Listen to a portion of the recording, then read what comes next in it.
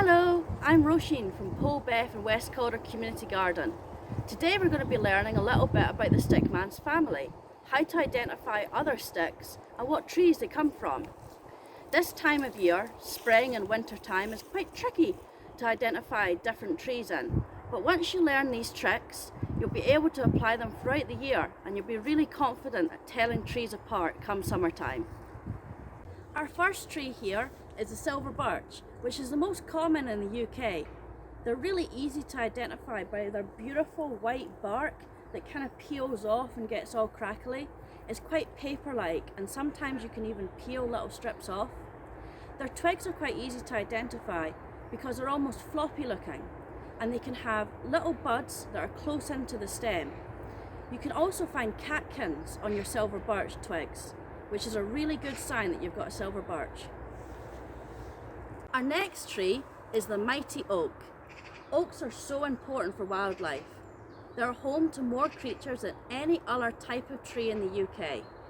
To tell you have an oak tree, look at the twigs. Oaks have little knobbly bits at the end with round brown buds. You can also have a look at the ground to find if there's any oak leaves that will help you identify it. Oak leaves are really noticeable. They have a wavy edge, and if you're lucky, you might even find some acorns. This is an ash tree, the third most common tree in Britain. Twigs from ash trees are really easy to identify because they look slightly flattened and they have black pointy buds at the end.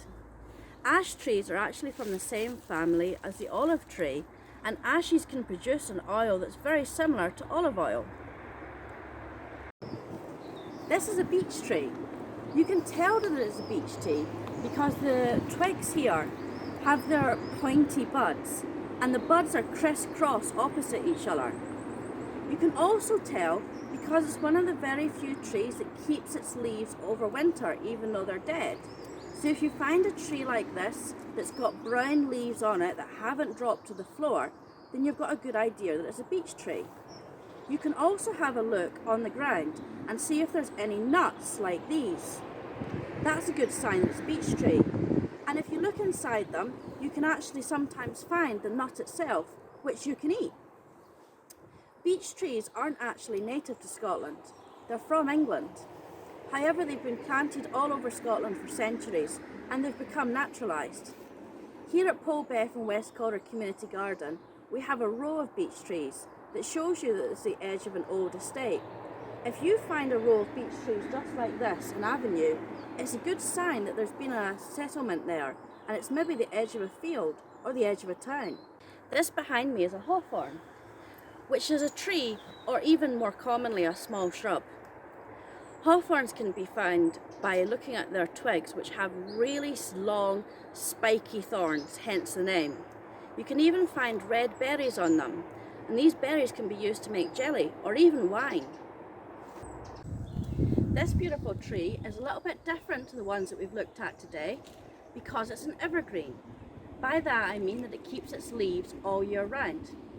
It's a Scotch pine, a type of conifer. In fact, it's one of only 3 conifers native to Scotland. You can tell it's a Scotch pine by looking at its leaves, which are correctly called needles. A Scotch pine needles come in pairs. You can also have a look at its bark.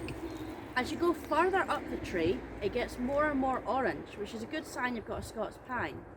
Also have a look around on the ground. If it's a mature Scotch pine, there might be some pine cones underneath. Scotch pines are amazing. They can grow and live to be up to 700 years old.